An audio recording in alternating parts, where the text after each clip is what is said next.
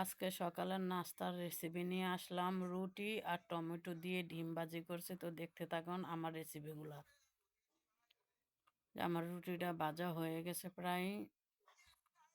তো ক্যার যে ডিম দিয়ে ইয়া টমেটো দিয়ে ডিম ভাজা ক্যার পছন্দ সেটা কমেন্টে জানিয়ে দিবেন।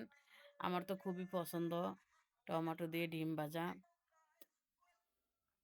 তো দেখতে থাকুন আমার রেসিপিগুলি।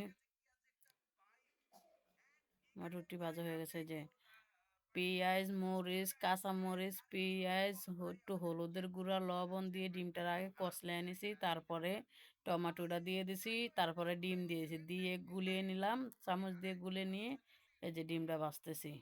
রুটি দিয়ে খেতে খুবই মজা লাগে, তাই এইভাবে আজকে ডিম ভাজা করলাম।